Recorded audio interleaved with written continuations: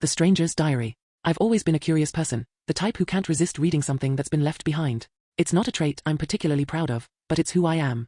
And that's how I came to find the diary. It happened on a rainy afternoon. I was cleaning out the attic of my new apartment, a place I had just moved into after a messy breakup. The place was older than I would have liked, but the rent was cheap, and I was desperate for a fresh start. As I was going through old boxes, pushing aside dusty trinkets and forgotten memories, I found a leather-bound journal. The cover was worn, the edges frayed with age. It was simple, no name, no title, just a plain, dark brown cover. But there was something about it that pulled me in. I couldn't resist. I opened it. The first entry was dated from over 20 years ago, May 5, 2001.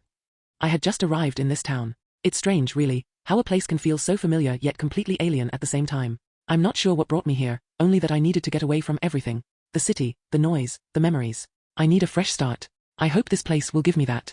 The handwriting was neat but shaky, like the writer was unsure about what to say. It felt personal, like I was reading someone's private thoughts. But I kept going, drawn in by the mystery of it all.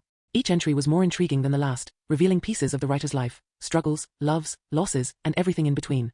As I read, I became more and more fascinated by this stranger's life. The diary entries weren't just about mundane events, they were deeply emotional, revealing a side of the writer that seemed too raw for anyone else to see. There was a particular entry that caught my attention. June 19, 2001. I think someone's following me. I don't know if I'm just paranoid or if I've finally lost my mind, but it feels like someone's been watching me. I'll catch glimpses of them out of the corner of my eye, always in the distance, but never close enough for me to really see their face. They're always there, lurking, just beyond my line of sight. I couldn't help but shiver as I read those words. The sense of dread in the writing was palpable, and I couldn't shake the feeling that something was terribly wrong. But I couldn't stop reading. I had to know more. Over the next few days, I became obsessed with the diary. I spent my evenings reading it, piecing together fragments of the writer's life, until one night, I came across something that made my blood run cold. August 10, 2001. They know. They know everything. I don't know how, but somehow they found me. Every time I go out, I feel their eyes on me. It's like they're always one step ahead, always watching. I've tried to shake the feeling, but it's impossible. I don't know what to do. I'm scared.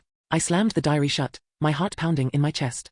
The fear and anxiety in those words were too real, too close. It felt like the writer was talking directly to me, warning me about something. I couldn't help but wonder, was this just the ramblings of a paranoid person, or was there something more to it? Had the writer's fears been justified? Had they been watched, hunted even, by someone, or something? As the days passed, I couldn't shake the feeling that the diary was more than just a story. It felt like a warning, a sign that something was coming, something I couldn't avoid. One evening, while sitting on my couch, I heard a knock on the door. It was strange, considering I wasn't expecting anyone, and the knock was heavy, urgent. I hesitated for a moment before I got up to answer it. But when I opened the door, no one was there. Just an envelope. I picked it up, heart racing, and opened it. Inside was a single sheet of paper, with a message written in the same shaky handwriting as the diary. They're watching you. Be careful. I stood there, staring at the message, the blood draining from my face. I couldn't breathe. How did they know where I lived? Who was watching me? And why was I being dragged into this?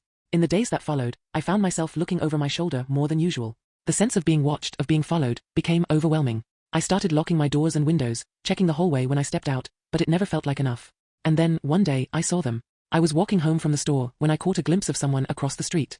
They were standing there, just staring at me. I couldn't see their face, but I knew it was them. I didn't recognize them, but they knew me. They had been following me. Just like the diary said. Panic set in. I broke into a run, heading straight for my apartment. I slammed the door behind me, locking it, but I couldn't shake the feeling that they were still out there watching. I opened the diary again, desperate for answers, but when I flipped through the pages, I saw something I didn't expect. The last page was blank. Nothing. No entry, no warning. Just a void. That's when I realized, this wasn't just some old diary. It was part of a larger story, one that I was now a part of. A story that wasn't finished. I haven't slept since that night. Every creak in the floor, every shadow in the corner, makes my heart race. I don't know what's happening, but I can't stop it. I don't know if it's too late to escape or if I've already become part of something much bigger than myself.